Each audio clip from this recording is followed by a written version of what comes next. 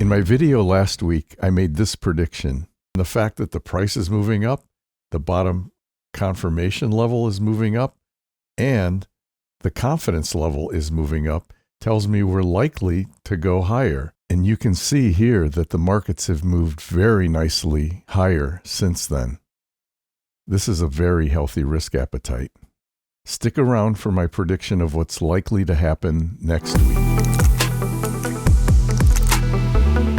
You gotta love this headline from CNBC Pro. I mean, where were these guys almost a year ago? Why wasn't Bank of America suggesting higher levels of equity exposure months ago when the markets were coming off of their bottoms, as you can see here? In fact, let's go back even a year ago, and the markets were well off of their bottoms. The problem is, except for a few analysts like Cathie Wood, most Wall Street analysts aren't willing to look at what's coming. They'd rather look in the rearview mirror, wait until it becomes obvious, and then much of the upside opportunity has already gone by. So let's forget about all that nonsense and take a look at how the equity, bond, gold, and crypto markets are looking right now. So as I showed you a little bit earlier, you can see that over the past week, the markets have had a very healthy risk appetite, with ARK Invest finishing up a lot, small cap second, NASDAQ third, S&P fourth, and Dow dead last. This is what you want to see. And if we look over the last month, the past month looks fabulous, very healthy equity risk appetite here. What about year to date? Almost 2 months. So if we take a look at this, you can see that ARK was kind of wallowing here and then bottomed here and has been since taking off. And you can see, other than ARK, we have a fairly high risk tolerance here with the NASDAQ right in the lead position. This is a very good looking market. And if we look back over the last year, spectacular returns. And I think this scares the markets, and people try to get cute and sell and take gains when they should really be holding for the long term. So what about the current bottom dynamics? Well, I got to tell you, we've got a bottom confirmation, this blue line, heading higher, shooting higher. The equity markets are going up. And the risk confidence is moving higher fairly quickly here. Just from this chart alone, I'm going to predict that we're going higher next week. And if we look at risk versus opportunity, it's a little bit more of a sketchy picture, but not terrible. I'm really happy that risk acceleration stopped here at 60. When it gets above 60, I become concerned. It stopped here at 60, and it has since pulled back substantially, even though it's pointing higher. And the risk level, now this is very much a lagging indicator, is pointing downward. And then the opportunity level is still up here at a fairly healthy, let's call it 66 or 67. So this doesn't look too bad. And what about equity versus safety? Well, if we look at equity versus safety, this is a very reasonable looking risk appetite for equities here.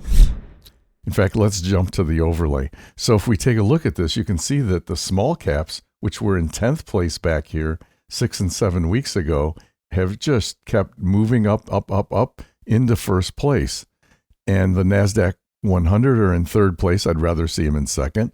But SPY is in second and Dow is in fourth. This is a fairly healthy looking risk appetite. And we've got cash in the middle. So why is cash in the middle? Well, let's take a look at the Treasury markets. So if we look at safety assets, again, cash in the middle, but you can see that the riskiest long duration Treasuries are dead last, followed by TLT 20-year, followed by intermediates, followed by 1 to 3 year, followed by cash. So this is extremely unhealthy. You'd like to see this inverted exactly from where it is. And you can see that gold is shooting up, and you'll see that later when we look at the buying and selling pressure. Well, we're not going to look at the buying and selling pressure for gold yet, but we're going to look at it for equities. And if we take a look, you can see that we've had a very nice rally here in the Dow, although it kind of stuttered here for a little bit over several weeks, and is now moving higher again. And you can see that the buying pressure, this gray line, the solid gray line, is above the selling pressure. This is good. S&P 500, same thing. Buying pressure moving up from here and it's well above the selling pressure. The NASDAQ 100 struggled more than the Dow or the S&P. You can see that back here where it fell back, but now it's moving up very nicely, and the buying pressure is starting to move higher here. And what about ARK Invest? Well, a very volatile, jagged ride here, but again, just like the NASDAQ 100, the buying pressure is starting to move higher. And what about small caps? They've done very well, and you can see that since way back here, almost 2 months ago, if you look at this solid gray line, that's the buying pressure, and you can see that it has been trending higher almost ever since then and is well above the selling pressure, this solid orange line, with a very nice price move higher. But what about sector rankings? Now, these don't jive with what I just showed you in some of the other metrics, and I'll explain why. And especially this sector rank view. This is a longer view, kind of shows where things were weeks ago. In fact, you can see that it's showing last week that we had a healthy Treasury market. We didn't. And you can see this week it's showing we have a healthy Treasury market, and we don't. They are moving higher, but they're not quite fully baked yet. So I'm going to skip ahead from this one. Let's take a look at sector rank acceleration. Now, these tend to move more quickly, so they give you more of a sense of where things are actually at now. And in fact, if you take a look, let's look at Treasuries. So last week, you can see that Treasuries were in an unhealthy relationship here. Consumer discretionary was down here, consumer staples here, cash up here.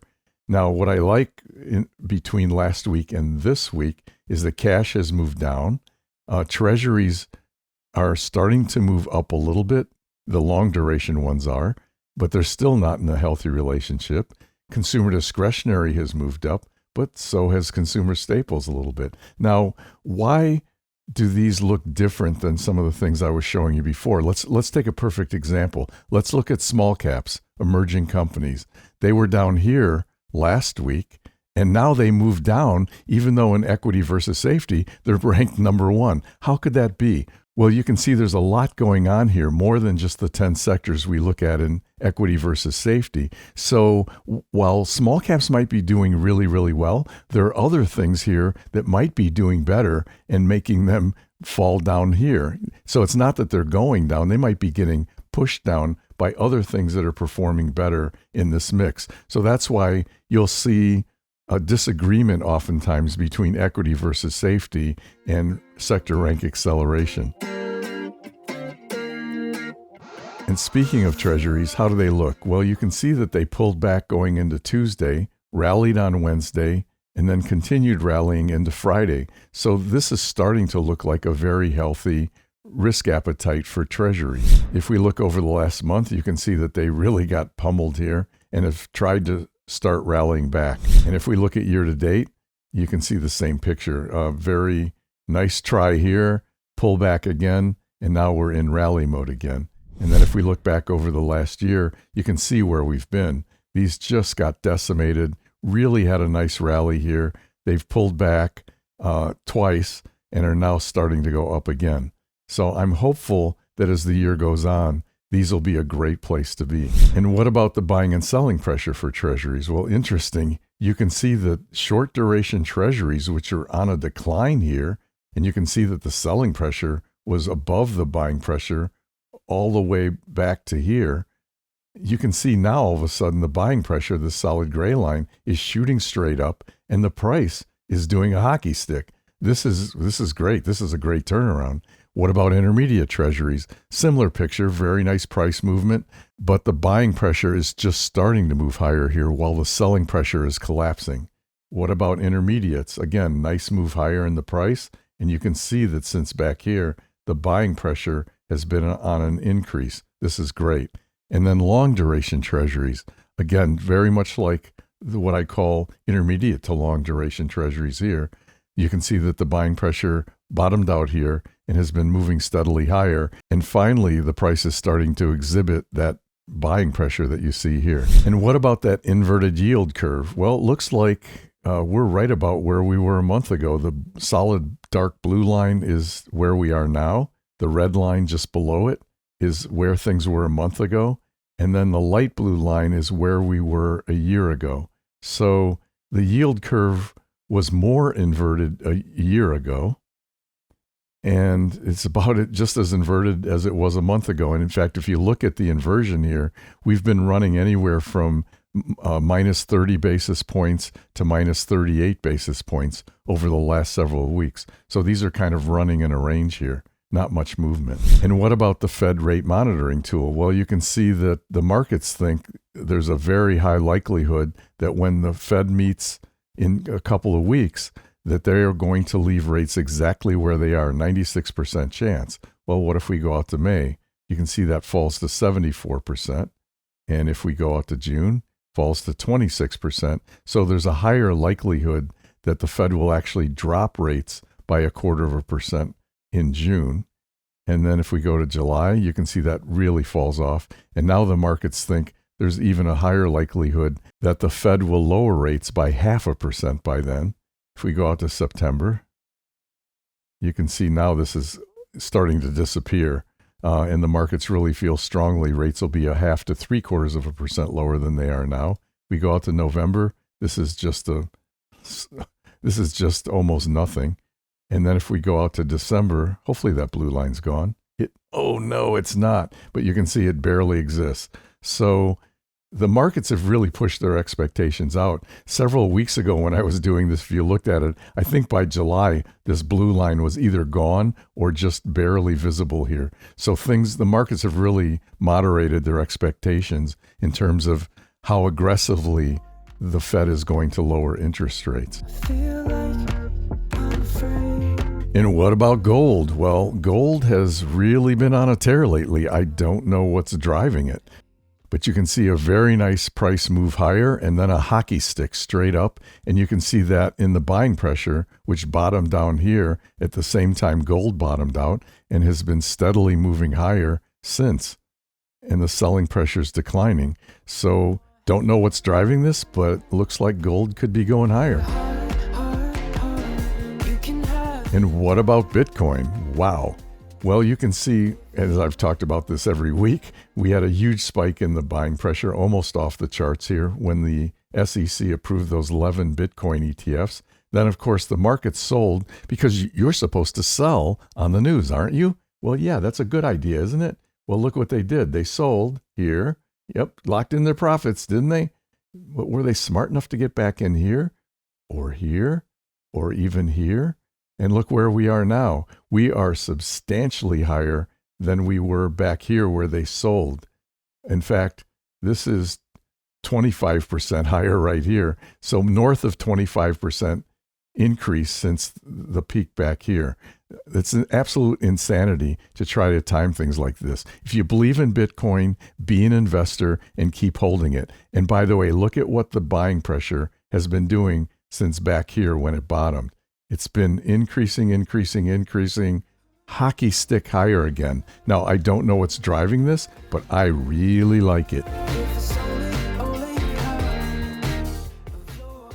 Investments and investing aren't that complicated if you know how to allocate your portfolio without destroying your returns and getting little to no protection from downside risks. As an investor, you need to take the long view and allocate according to your risk tolerance, rather than fretting about what's currently happening in the world or what everybody else is doing that you read about in the media with their portfolios. If you want to be a better investor, I discuss how to allocate your portfolios in 2 key videos linked in the pinned comments below, titled The Ideal Portfolio Using Just 2 ETFs or Mutual Funds, and The Ideal Portfolio Using Individual Equities. Again, link in the pinned comments.